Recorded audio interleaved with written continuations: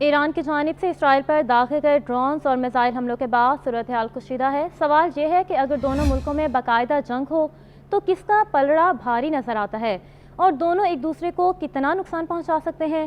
ایران اسرائیل سے بہت بڑا ملک ہے اور اس کی آبادی بھی اسرائیل سے تقریباً 10 گنا زیادہ ہے، یعنی ایران کی آبادی 8,75,09,873 افراد پر مشتمل ہے، جبکہ اسرائیل کی آبادی محض 90,43,387 افراد پر مشتمل ہے۔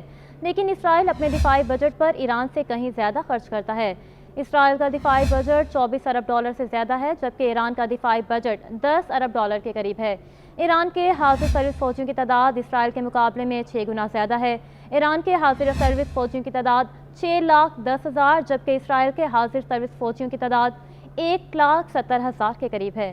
لیکن اسرائیل کے پاس ایڈوانس ٹیکنالوجی اور جدید طیاروں سے لیس فضائی طاقت ہے۔ اسرائیل کے پاس 241 لڑاکا طیارے اور 48 تیز حملہ کرنے والے ہیلی کاپٹرز ہیں، جبکہ ایران کے پاس 186 لڑاکا طیارے اور صرف 13 حملہ کرنے والے ہیلی کاپٹرز ہیں۔ دونوں ممالک نے ابھی تک اپنی بحری افواج کی زیادہ صلاحیتوں کا مظاہرہ تو نہیں کیا، لیکن وہ جدید بنیادوں پر نہ بھی ہوں پھر بھی ایران کی بحری فوج کے پاس 101 جہاز ہیں، جبکہ اسرائیل بحریہ کے پاس 67 بحری جہاز ہیں۔ ایران کے عراق کے ساتھ جنگ کے بعد سے اپنے میزائل سسٹم اور ڈرونز پر زیادہ کام کیا ہے۔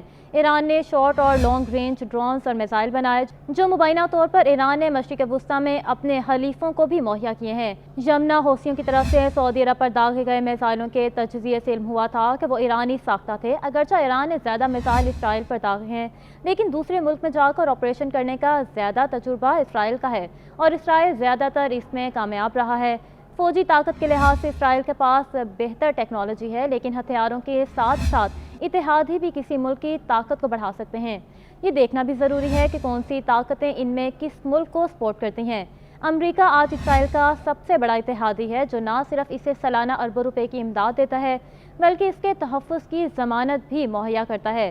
برطانیہ بھی اسرائیل کا نہ صرف ایسا دیرینہ دوست ہے جس نے نہ صرف صہیونی ریاست کے قیام میں اسرائیل کا ساتھ دیا بلکہ اسرائیل کو فوجی اور سفارتی امداد بھی فراہم کرتا ہے۔ فرانس کے بھی اسرائیل کے ساتھ مضبوط تعلقات ہیں۔ فرانس ان اولین ممالک میں سے ایک تھا جس نے 1949 میں یہودی ریاست کو تسلیم کیا تھا۔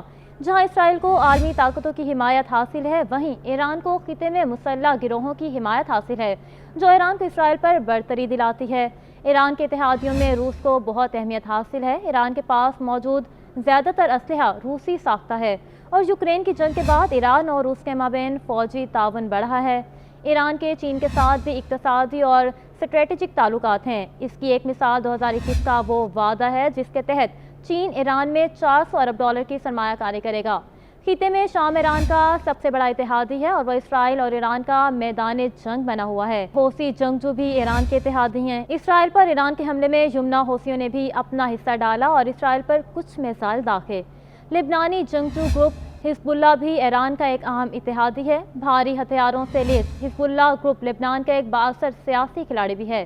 فلسطینی جنگجو گروپ حماس بھی ایران کا اہم اتحادی ہے جسے مبینہ طور پر ایران سے مدد ملتی ہے۔ خطے میں موجود اتحاد اور حالات سے جنگ کا خطرہ بڑھ رہا ہے، لیکن جہاں تک خطے میں بڑے عرب ممالک کا تعلق ہے تو وہ اکثر اسرائیل کے معاملے میں کوئی خاص عملی قدم نہیں اٹھاتے، لیکن وہ اس کشیدگی میں اسرائیل کو جنگ سے روکنے میں کردار ادا کرنے کی صلاحیت رکھتے ہیں۔